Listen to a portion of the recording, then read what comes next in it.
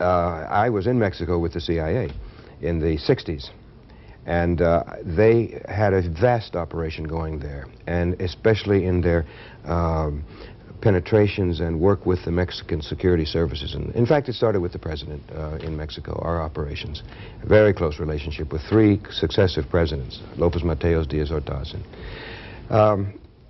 When it comes to Mexico and this Zapatista movement, there's not a doubt in my mind that they're in Chiapas. They've been there since day one, I'm sure. The National Intelligence Service, known as SIN, which the CIA established in 86 or 87 as a national service to be used against the narcotics trade coming through Haiti and the Caribbean and that area,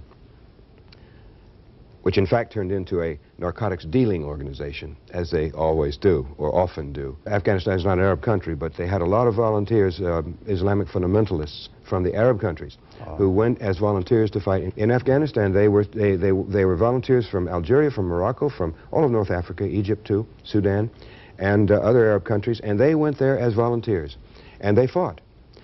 First, they were trained in how to handle the weapons and so forth in these camps provided by the CIA. And then they saw action on the front lines. Well, when it was over, they're called Afghanis in their home countries because they'd gone off as volunteers, even though they're from Arab countries. So these Afghanis, so-called Afghanis, they went back and then they started to foment fundamentalist revolution in their own country. So you see what's happening in Egypt or in Algeria right now. This Algerian civil war has taken 35,000 lives, they say. But this is being run, and some of the main forces there have served in Afghanistan with the meal ticket from the CIA and the training and so forth. Same thing in Egypt with the so-called Islamic group there. And of these people who were tried in New York on the 2 cases, you know, one the World Trade Center bombing and the other the conspiracy trial for the tunnels in the, you know. I think half of those were trained in Afghanistan. Phil Agee was a CIA officer for 12 years, serving mainly in Latin America. He quit the agency and wrote his bestseller, Inside the Company. He will share his experiences and insights with us right now on Alternative Views.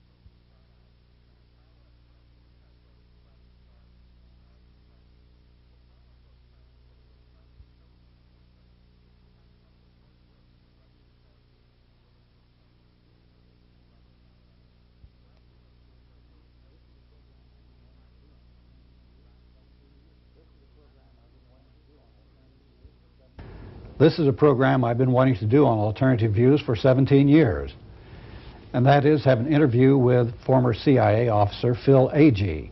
Now, we have had some programs with Phil that you have seen, some speeches that he has given that we've had copies of and have presented them to you, and on the documentary on company business, but this is our first chance to actually talk with him in person. Phil was in the CIA for 12 years and then quit after he saw what the CIA was actually doing, all the terrible things doing in the areas where he was working, particularly in Ecuador, Mexico, and Uruguay. He resigned in 1969 to write his first big book, Inside the Company, or CIA Diary. Since then, he's written 5 books, the last one being On the Run, which tells about his experiences after he got out of the CIA, when he was in Europe and trying to write his book, and the CIA was hounding him from country to country, doing everything it could to keep him from writing this book.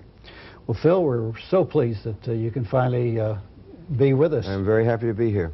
Very happy to be here. You've had such an association with the CIA, both positive and negative, for so many years.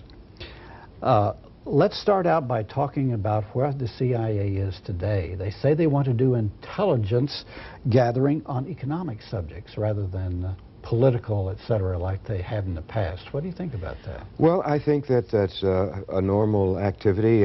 They've been doing that since the beginning. To speak of it as something new is really inaccurate. In this context of all this talk about economic and financial and commercial intelligence collection as a new role for the agency, I got out a document which was sent to me anonymously in 1976, 20 years ago practically. And this document was the list of the what they call key intelligence questions for 1975 in this very field: economic, commercial, financial intelligence, also high-tech developments, and all in the developed countries, all in allies like the NATO allies and Japan. And this was an innovation of William Colby when he came into the CIA in 1973. He tried to systematize and organize the foreign intelligence collection process. And for 1975, there were, I think, 69 key intelligence questions. And these are actually questions with some detail, and then there's a whole discussion of them that follows from 1 to 69. But these were only, on this document, there were only the 9 which deal with economic and commercial and financial matters. And I got that out, and it calls for great detail on all of these matters, including the negotiating positions, the fallback positions on such negotiations as the General Agreements on Tariffs and Trade, now the WTO. And all of it was, in its most important parts, spying on allies. And the State Department was supposed to get this type of information. The CIA would get it in its way, secretly, or through some kind of technical means, or through agents. And so I just point that document out. That's 20 years ago, and they were doing it for 20 years before that. I would assume then they would turn this information over to the corporations, the multinational corporations? That I can't be sure of. They would send it in, of course, to the analysts, and they would then be preparing reports for use within the government, in the Commerce Department, you know, and within the White House and the National Security Council and its staff. But the decision to turn it over to commercial companies or multinationals is something which I can't really say that they did that then, but we did help the multinationals in different ways from time to time. My very first job in the CIA after the training program was I was assigned to the Latin American division, to the Venezuela desk, and my job, it was so boring. I had to do name checks, and a name check is where you get a name from, in this case, Caracas, our office in Caracas in the embassy. And you make a request for all the records on this particular person from the Records Integration Division, or RID. That's where the files were. And then you were looking for anything negative, politically negative, in other words, or derogatory.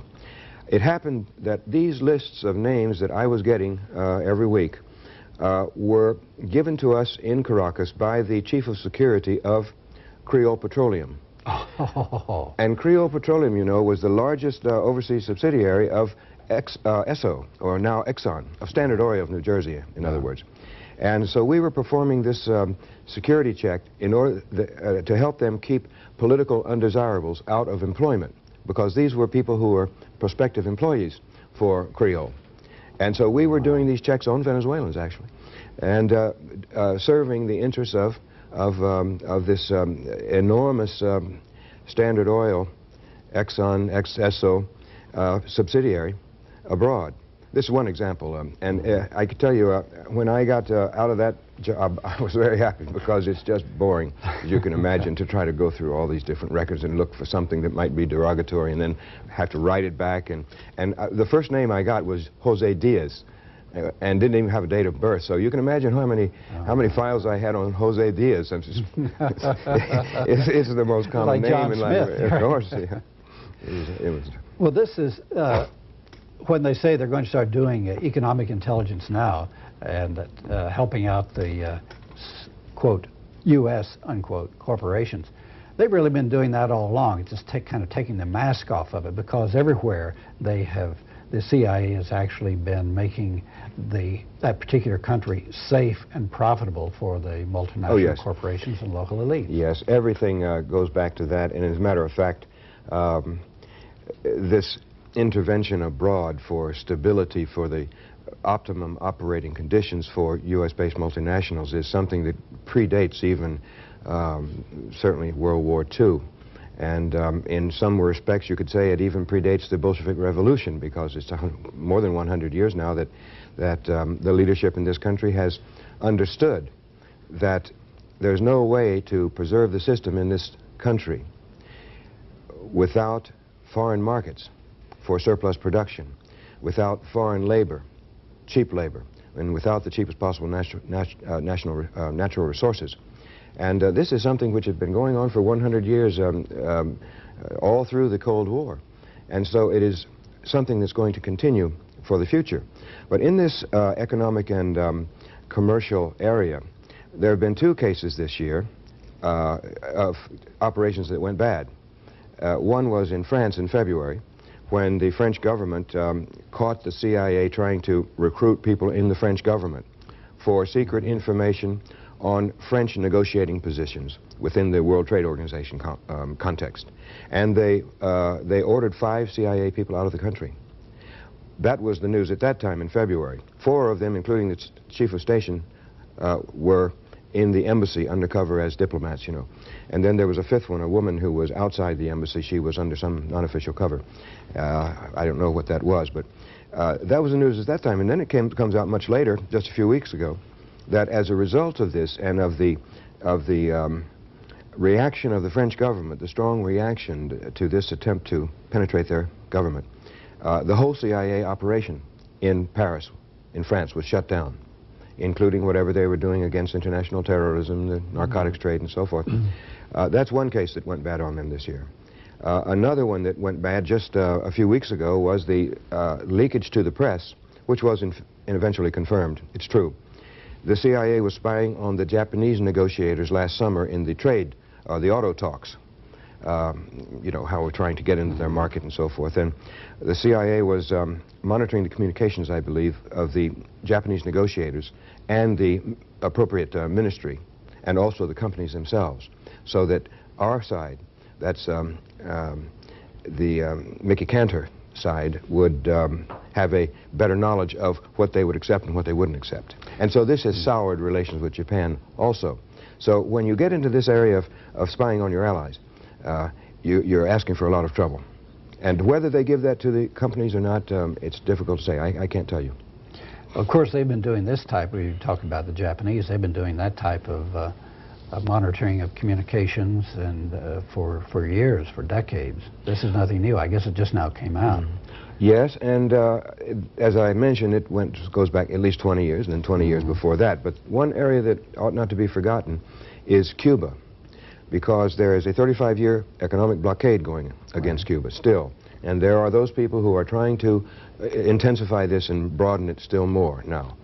The CIA, without the slightest doubt, has the requirement in every country to report on any possible trade deals that Cuba may be interested in making, or investment in Cuba now that the country has opened up.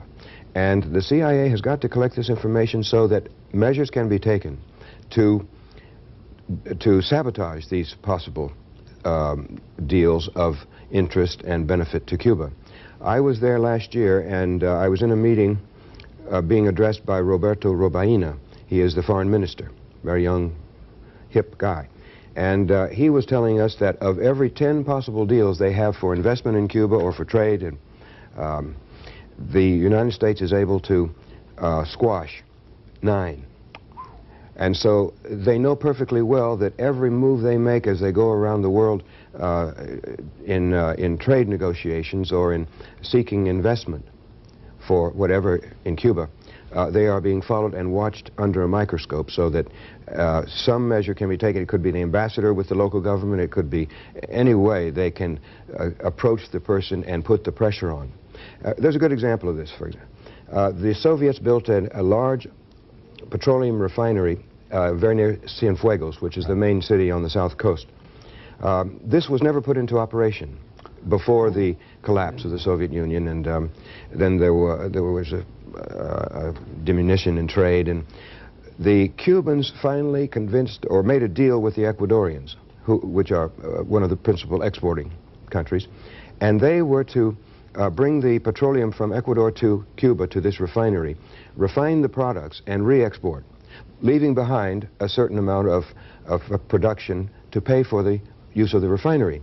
This was going to be a great deal for Cuba because they have an energy crisis that's terrible. The United States was able to put the fist down on Ecuador, and it fell through. So the Cubans made a deal with the Venezuelans because eventually, you know, they nationalized Creole, and it's all a national industry now. The Venezuelans then were going to bring the petroleum to this refinery and re-export, leaving surplus production behind for the Cubans. The same thing happened. Bang. The Venezuelans had to withdraw. So the Cubans went to the Mexicans, and the Mexicans resisted. And now they are putting it into operation. So it's not hopeless, but you see how the United States is going around in these areas of economics and of trade and of commerce and finance to try to make the Cuban people suffer as much as they can. And this is affecting, in a drastic way, very young children and infants, and also the older, in other words, the most vulnerable. And it is an eternal shame on the United States, in my opinion, that we would do such a thing to an entire country, just because we don't like the system, just because they won't come under our protection, basically. It's a kind of a mafia attitude, and it has been that way since Eisenhower. Well, that's capitalism. Well, it's also the United States, and our tradition of being very nervous when we don't control something. And when a country like Cuba slips out from under our control, after we had ruled it practically as a neo-colony or a protectorate for 59 years or so, then it makes people nervous because they know that if the Cubans are successful in their example of being able to provide, as a poor country, the best medical care in the third world to the whole population, because it's an inclusionary system. It's not like we have here, where you have this huge bulk of the population, you know, marginalized. But there, if everybody can have adequate medical care, if the schooling is adequate for all, and remember, Cuba has more doctors and more teachers per capita than any country in the world. And they have succeeded in these areas, and it's all state supported, which means people don't have to put money out for the medical care or for they of course pay the cost indirectly as a whole society, but they don't have to pay the bill in the hospital and so forth. And so that cannot be allowed to stand. It's a very bad example for the United States and for all the third world people in the United States. After all, we're becoming a third world country very fast, if not already, you know. Not already, yeah. And so there's a very large mass of people out there who can look at Cuba and say, well, if they can do it, and on a per capita income of $2,000, $2,500 a year, where ours is $22,500 a year, what's wrong with our system? I mean, maybe we ought to consider an alternative. That's why Nicaragua, Sandinista Nicaragua, had to be destroyed. Exactly. They were a bad example, and that's why Grenada had to be destroyed, because any movement that comes to power with the idea of providing for all the people and of escaping the control of the United States and its economy, let's say the corporations and so forth, then that is bad news here in the United States in the upper circles of power and influence. And so in Nicaragua, I watched it from the very beginning. I was often there, and it was a very sad sight to see the hopes at the beginning and the euphoria with the overthrow of this U.S. installed dictatorship from the 30s on, Somoza, and all the hopes for expanding education and the literacy program they adopted right at the beginning. It's similar to what the Cubans did. Health as well. Health as well, all of those things. Cuban doctors were in there. They were setting up clinics all over. The international solidarity movement was just tremendous for Nicaragua in those early years. And naturally, the United States could not let that stand. And the economic system was working. They had the highest, greatest expansion of their gross national product of any country in the Western Hemisphere at that time. That's right. That was in the early years. But then, you know, the CIA started to reorganize using Argentine military officers who had worked in this really. It's hard to find words for the Argentines, you know, in the 70s, the dirty war there. But these military people from Argentina were taken by the CIA, put to work in Honduras, reorganizing the remnants of the Somoza National Guard. And then it became a huge terrorist operation. And as a matter of fact, by the end, when the killing was stopping in the late 1980s, they had killed something like 35,000 people. And that's 1% of the population of Nicaragua. The comparable figure for the United States would be, what, 2.5 million people killed over an 8-9-year period. I mean, that's more than were killed in all the wars that the United States ever fought. I checked it out once. And it would be a catastrophe. Can you imagine if something happened to this country where 2.5 million people were killed? Well, it means in Nicaragua there's not a family that was untouched. I mean, and they have a huge number of amputees now in Nicaragua, and a very large program for getting prosthetics for these people because of the landmines that the Contras put around. And they still haven't gotten them all out of the ground. Same thing happened in Angola. Exactly. Angola's got the very same problem. You know, it's where the CIA goes. If it happens in one place, it's going to happen in another. The CIA's more or less intimates that, well, they're out of the covert action business anymore. But I read recently where they're down in Chiapas helping the government fight the rebels there. There's not a doubt in my mind that they're in Chiapas. They've been there since day one, I'm sure. And Mexico is just too important to the United States to leave it to the Mexicans. You know what I mean? And I was in Mexico with the CIA in the 60s. And they had a vast operation going there, and especially in their penetrations and work with the Mexican security services. And in fact, it started with the president in Mexico, our operations. A very close relationship with 3 successive presidents, Lopez Mateos, Diaz Ordaz. When it comes to Mexico and this Zapatista movement, what they have to worry about, I think, is not just the armed movement in Chiapas of these armed force of the EZLN, but as an inspiration, they triggered the development of a huge support network, popular movement all over the country, which has come together to support their demands. And the demands are really not outrageous at all. No, they're not. They're not outrageous. And the Zapatistas themselves, I could not believe this, that they say, we do not want power. I mean, that's the first guerrilla organization, I think, that has ever said that. The idea always was to take power and then impose or establish or reorganize, do whatever you want to do. But they say, no, we just want to have democracy in this country.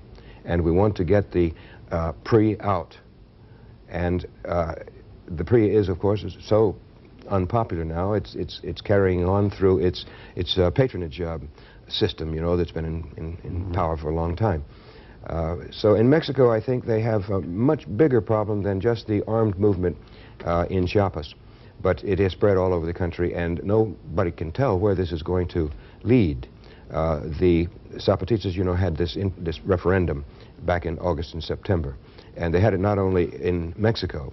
This was a referendum on a number of questions, on the direction in which the people would like to see the country move and how they would like to see the Zapatistas themselves develop. Whether they should convert themselves into an independent political movement. And they had international people. I voted in the thing, too, because I'm sitting over there in Germany reading every day through my computer the latest happenings in Chiapas and all over Mexico. And so I'm naturally very interested. I voted on all these questions. There were a whole series of questions. And people, I think they had 80 or 100,000 people outside Mexico who took part in this referendum. And there were several million in Mexico who what did they do, send out questionnaires to people all around the country? Well, in my case, all the questions came on through the computer, through the net. And I sent my vote back through the net. And in Mexico, they organized tables all over the country. Oh. And people went and voted on their preferences according to this list of questions. So you can be very sure that the CIA is in there in a very big way. I imagine they're in there with special forces of the United States Army, right in Chiapas. They're doing communications monitoring, I'm sure, of all the transmissions of the Zapatistas, and monitoring the people who come and go. You know, the Mexican Army has tried to put a ring around the area controlled by the EZLN, and it's a very fascinating scene to watch. But when you talk about, going back to your comment about covert action in the 1990s, there are some very interesting things that have come out. For example, even though the Cold War is over, that does not mean that the United States is going to settle for democracy in any particular country. They never have. And the litany is quite long, you know, starting from the 50s, of democratic processes. What is accepted here as legitimate electoral process and pluralistic political parties and so forth. When that goes against U.S. interests, they don't care. I mean, it's not a matter of principle for them. The principle is what's good for us. You know, what's that famous remark that Kissinger made about the situation in Chile? That, oh, we shouldn't stand by because of the irresponsibility of the Chilean people. And at the same time, then Nixon was telling the CIA to make the Chilean economy scream. Yeah. But what has happened now in the 1990s is that in 1990, Bulgaria, the Bulgarian Communist Party, the former communists, they renamed themselves as the Bulgarian Socialist Party. And they won the 1990 elections in the sense that they took 211 of the 400 seats in the parliament.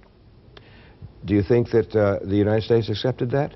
All these international observers were there from Western Europe and other places, and they all said this was absolutely free and fair. There was no fraud at all that we could detect. But the United States didn't accept that. And so nowadays, instead of having just the CIA going around behind the scenes and trying to manipulate the process secretly by inserting money here and instructions there and so forth, they have now a sidekick, which is this National Endowment for Democracy, NED. Yeah. And this organization dates from 1967. A lot of people don't realize, because it was just established in, I think, 83 or so, but the idea emerged from a series of scandalous revelations in 1967, the worst ones to that point, to hit the CIA. And I was in headquarters at the time that these scandals broke, and the gloom there was something you could touch almost. Because what happened was the long-running CIA's control and manipulation of the international program of the National Students Association in this country, which was the national organization of university students, came out. It was revealed. And that led to revelations of a lot of other CIA operations, because they were using the same bogus and real foundations to channel money into all these different overseas organizations. And I remember very well that Time magazine at the time, or Newsweek, I think it was Time, they published a wheel with all these spokes going out. And the CIA was at the center, and then halfway out were all these foundations, American organizations, and then out at the end were the foreign groups that got the money and the instructions. Naturally, they don't give away money without being sure that it's spent the way they want it spent. And so this was a catastrophe for the CIA. And the next month or the month after that, this started in February of '67, and then by April, I think it was, Dante Fachel, the congressman from Florida, was proposing the establishment of an open system to finance these overseas organizations. And we're talking about some government organizations abroad, some political parties, some media organizations, youth organizations and student organizations, all these kinds of so-called pluralist organizations, when in fact they weren't really free organizations, because to the degree that they take money and instructions from the CIA, to that degree they're not free at all, right? But anyway, Fachel came up with this idea, but it didn't go anywhere, because the so-called consensus between the two parties had broken down over Vietnam. And so it wasn't until the early '80s, when Reagan made his speech in the House of Commons about the democracy project worldwide, that this began to take on steam again.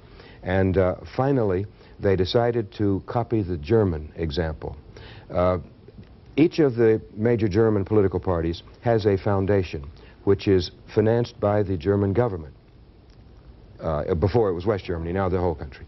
And, for example, the Friedrich Ebert Stiftung is the SPD, or the Social Democratic Party's foundation. And they finance projects all over the place, and for years in the 50s and 60s, and I would guess even into the 70s. In fact, I know into the 70s and even to the early 80s, the CIA was channeling money through these German foundations abroad. For example, some money, a lot of money, I think it was $1 million or more, but I'm a little hazy on the amount. But anyway, it went through it was CIA money which went through the Konrad Adenauer Stiftung. That's the Christian Democratic Union. It went from there to IVEPO, which is a foundation of the COPE, the Christian Democrats in Venezuela. Oh. And from there, it went to the Christian Democrats in El Salvador, to Duarte, for use in the elections. I've forgotten which year, maybe '84 or something like that. And it was traced. Some journalists did this. And so that is the way they would use these German foundations in the past. So now we've got our own. We don't have to use the Germans unless we really want to anymore. Because in 1984, we established this National Endowment for Democracy, which is nothing but a mega conduit. And the millions or the tens of millions that are set aside for the meddling in the internal affairs of other countries goes to this conduit. It's like a bank account or something, but they have a board of directors and they do reports and stuff like that. But then it goes from there to one of 4 private foundations. One of the Democratic Party, 1 the Republican Party, or 2, 3 the AFL-CIO, and 4 the U.S. Chamber of Commerce. These groups then pass it out to recipients in foreign countries. And in the Nicaraguan elections of 1990, I believe the figure was something like 12.5 million that went from the National Endowment for Democracy through these conduits to the UNO political movement there. It was the party, the coalition, you know, of UNO, which is the most ungodly coalition you can ever imagine. Everything from communists all the way to Somocistas. That's right. And then they had a trade union front, which also received money. And then they had the Civic Association. Civic Association, I think they call it Via Civica there. That's an old technique of the CIA. Is to establish a type of civic organization which will be involved in monitoring elections and things like that. And the first one that I know of was NAMFREL in the Philippines. They established that one around 1950-51 as part of the counterinsurgency against the Huks, the guerrilla movement of the time, because we wanted to have a vehicle for electing our man president of the Philippines. And we did it through this organization, NAMFREL. NAMFREL stands for National Association for Free Elections, I think. And, yeah, free elections, when we were financing the whole thing. And NAMFREL was very successful. And our man, Ramon Magsaysay, was elected president, I think it was 52, 53. And unfortunately, he was killed in a plane crash, 57. And so then we switched to Marcos and various other people like that. But NAMFREL never faded away. And in 1986, remember the elections of 1986, which Marcos tried to steal? Well, NAMFREL was alive and well, and they were the ones who denounced the fraud by Marcos. And they then inspired the movement of People Power, which forced him to resign and brought Cory Aquino in as president. So NAMFREL was alive and well. They tried to copy it in Panama. They sent the president of the Chamber of Commerce in the early 80s, or 84 or there, more or less, in preparation for the 87 elections, I think it was. They sent him out to Panama to study the way NAMFREL worked, so he could come back to Panama and establish another one there. And so he did. In Panama, it was called Cruzada Cívica, or Civic Crusade. And this was what was used against the Noriega forces in the streets. It became what they call Rabi Blanca there. You know, the upper-class white people in Panama. It was one of those organizations. But they did take to the streets, and you can remember the pictures on the covers of the magazines, you know, when they had the riots, and Noriega was not overthrown then. But they tried everything in Panama. The CIA was running candidates of its own all through the 1980s, trying to get Noriega out. Maybe not all through the 80s. No, his utility ended about 86, 87. Because he was working with the CIA. Yes, and yes, it was important for the Contra operation in Nicaragua. But by 87, everybody knew that the Contras were not going to do anything. They weren't going anywhere militarily. And Noriega's importance was in allowing Panama to be used for training them and also for resupply. But that was over by '87, and that's when the efforts began to get him aside, leading to the invasion in '89. But they were up to here in Panamanian politics, and I'm sure they are, using these different types of organizations. So the covert action operations go on. And as a matter of fact, not only in Bulgaria did they overturn this government. I didn't even finish that story, but what happened is all this money from National Endowment for Democracy went in, and they fomented student strikes and demonstrations, trade union strikes, massive street protests, and not only was the money put in by the National Endowment for Democracy, but also Paul Weyrich's Free Congress Foundation got involved. And this is part of the Christian right, you know. He's the man who runs all these different organizations out of the same address in Washington, D.C. And this Free Congress Foundation also got going in there, I guess in coordination with what the CIA was doing, what NED was doing, and so forth. And so the elections were in June. The communists had, or the former communists had won. By the end of November, they were out because they made the country ungovernable. In 1991, they did the same thing in Albania. They had elections there. Free, fair, no fraud. Former communists won. The United States got in there through these different organizations and the CIA, naturally, and they made Albania ungovernable. Chile, same thing. Chile, same thing. Brazil in the early '60s, same thing. We were doing the same thing when I was in Ecuador. In fact, we had two coups, two unconstitutional changes of government when I was there, and they were largely due to what we were doing.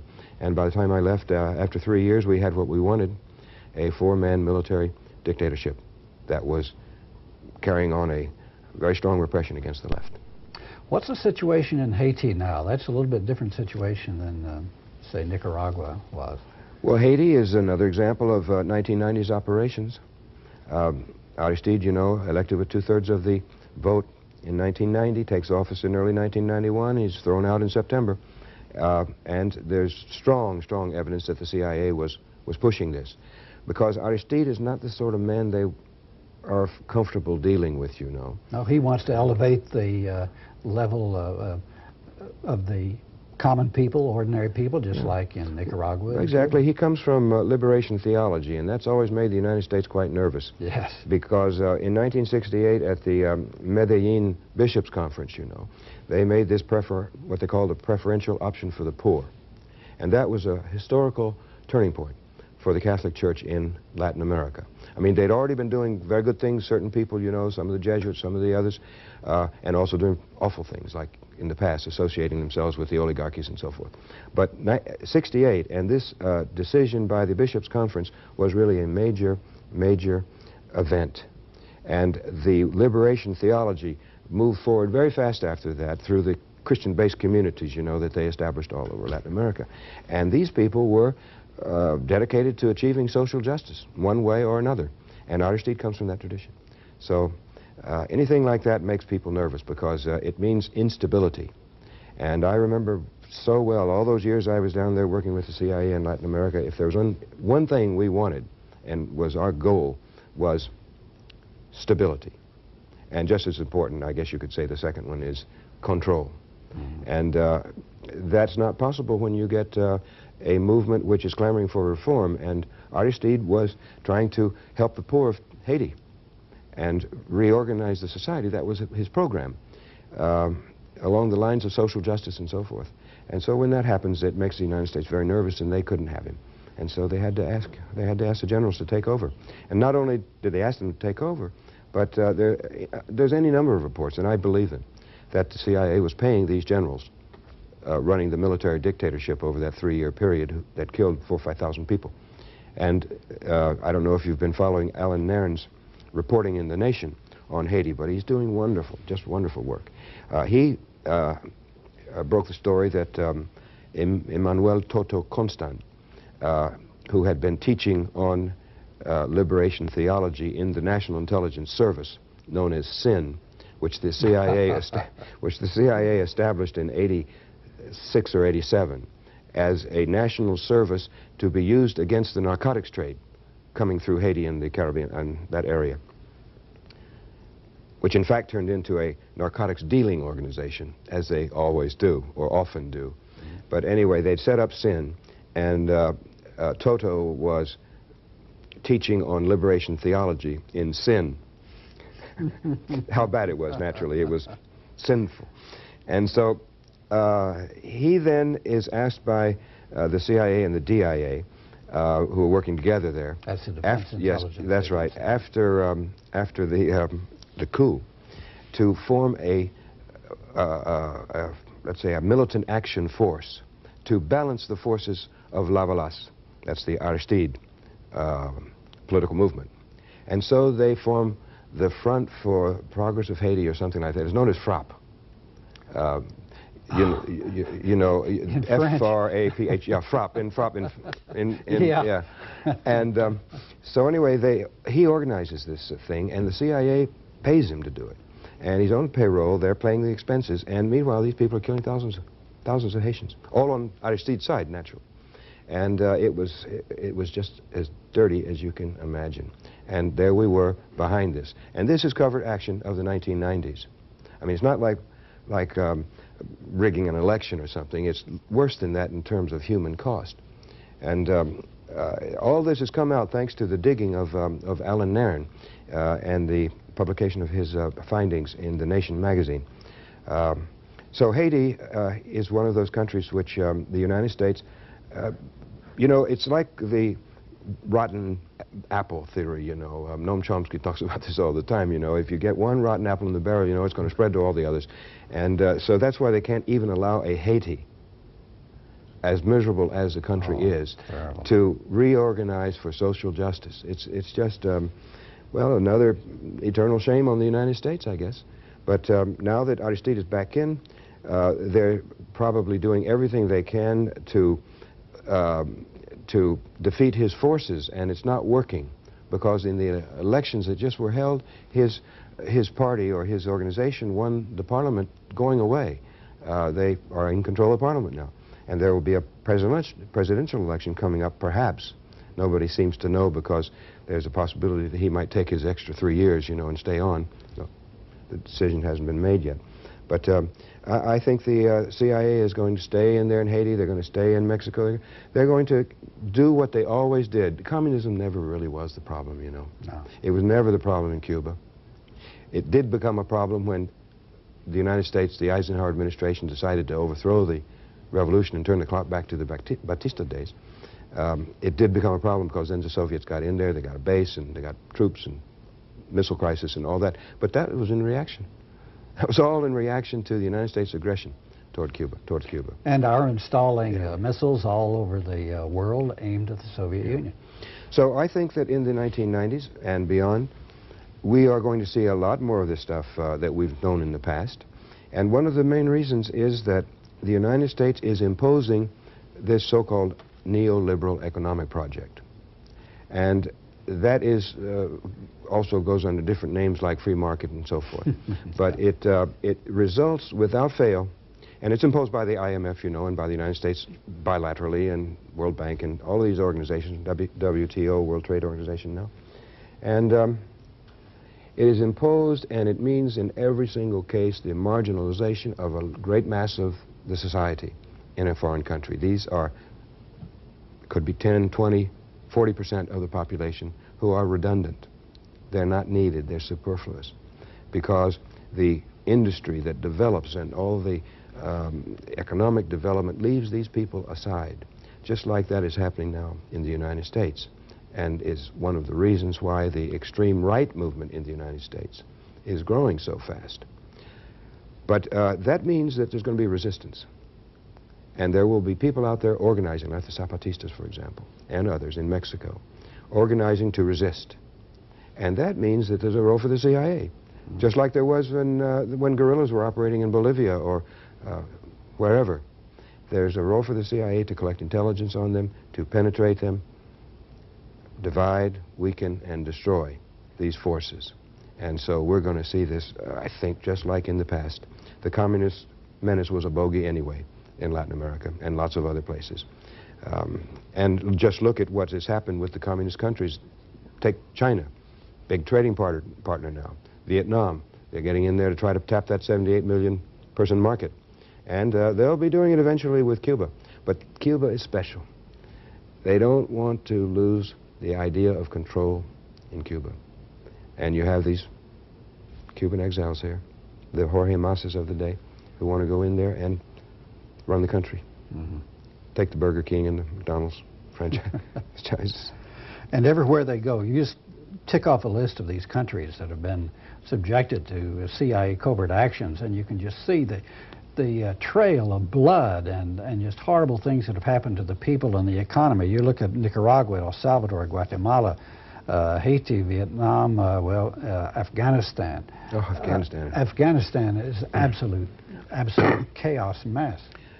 The what you'd call in Spanish secuela, the aftermath of the Afghan intervention is still going on today. You read about it in the paper every single day, and the numbers of people there have been killed are astronomical. The numbers of refugees is way up there in the millions, and all because of a movement which took control in the country back in the 80s, and which was going to modernize Afghanistan. They were going to change the status of women, who until that time were men's chattels.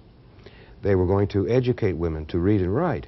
And Afghanistan at that time was living in the past, with just a few core sectors, you know, which had the education in the West and so forth.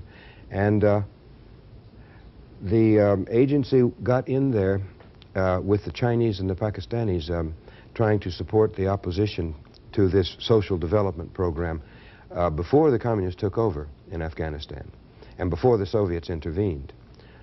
But what is interesting to me is, in the aftermath, how many of these Arab volunteers, Afghanistan is not an Arab country, but they had a lot of volunteers, Islamic fundamentalists from the Arab countries, who went as volunteers to fight in Afghanistan. In Afghanistan, they were volunteers from Algeria, from Morocco, from all of North Africa, Egypt too, Sudan, and other Arab countries, and they went there as volunteers, and they fought. First, they were trained in how to handle the weapons and so forth in these camps provided by the CIA. And then they saw action on the front lines. Well, when it was over, they're called Afghanis in their home countries because they'd gone off as volunteers, even though they're from Arab countries. So these Afghanis, so-called Afghanis, they went back and then they started to foment fundamentalist revolution in their own country. So you see what's happening in Egypt or in Algeria right now. This Algerian civil war has taken 35,000 lives, they say. But this is being run, and some of the main forces there have served in Afghanistan with the meal ticket from the CIA and the training and so forth. Same thing in Egypt with the so-called Islamic group there. And of these people who were tried in New York, on the two cases, you know, one the World Trade Center bombing and the other the conspiracy trial for the tunnels in the, you know. I think half of those were trained in Afghanistan. So you see it coming home to roost. This is a typical boomerang effect. The other one is from Afghanistan is the great missile buyback. You know about that one? No. Well, in the early 80s, the CIA gave about 1,000 Stinger missiles to the Mujahideen. Those were the anti-communist forces backed by the United States and Pakistan and so forth. They used about, I think they used about 250 of them. So there were 750 left over. And those are pretty sophisticated. Well, they are shoulder-fired, heat-seeking, and they were the missiles that turned the balance against the Soviets, or that is, made the cost so high in terms of lost helicopters and jets and so forth, that they had second thoughts about continuing in Afghanistan. It was very effective. But they only used about 250 of them, I think. That's the figure that sticks in my mind. I've got it on paper somewhere. But that meant there were 750 left to get back. And naturally, the agency said, we'll take things back, thank you. And the Afghanis said, we're keeping them, forget it. And so they disappeared. And Bush, when he was president, I think it was 91, maybe both years, he had to take tens of millions of dollars from his special contingency fund and give it to the CIA for buying them back in the arms bazaars all over the place out there where they were selling them. They know that the Iranians got some. And the thought, of course, is the danger and the threat is that they're going to shoot down an American airliner or two with these missiles. And so then Carter, not Carter, but Clinton. I'm getting my presidents mixed up. Clinton... They're all the same, spineless bastards. Clinton, then in the summer of his first year in office, which would have been '93, he also had to put up $40 million or something like that to give the CIA, especially to buy back these missiles. And I haven't read yet how many they've been able to buy back, but they've got their people running around from one market to another, trying to get in as many as possible. And that's the sort of thing you run into when you get involved with these kinds of people. I don't think they'll ever probably get them all back, because some are in the hands of the Iranians. But if they were so naive as to think they could go to these mujahideen in Afghanistan, hi fellas, we'll take the missiles back, would you please? As a final question, people say, well, we need the CIA. Other people say we don't need the CIA. Some people say, well, the CIA should be disbanded because its hands are so bloody, but we do need to replace it with something else. What's your opinion on the need for an intelligence agency? Well, first let me say that there are committees on different levels looking into the current and future role of the whole United States intelligence community, because there's something like 12 organizations, of which the CIA is only one. And they spend $28 billion, I think, is the accepted figure for the overall community budget, of which the CIA gets about $3 billion.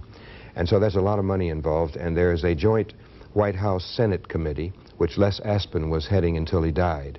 They are to report in the coming months. I think the House of Representatives has another committee going on it. Groups outside government, like the 20th Century Fund, are also making their own studies, think tanks, in other words. And so it's a period of transition, and they are trying to come up with what the structure and the missions of the intelligence organizations should be. And I think it's realistic to say that, yes, we do need an intelligence service of some sort. There are legitimate targets out there which have to be taken into account. I'm thinking of international terrorism, I'm thinking of the international narcotics trade, I'm thinking of the problem of the proliferation of nuclear weapons and chemical and biological weapons of mass destruction, in other words, and others. So I think that there is certainly a need for an intelligence service and organization, no matter what you call it. It doesn't have to be called the CIA.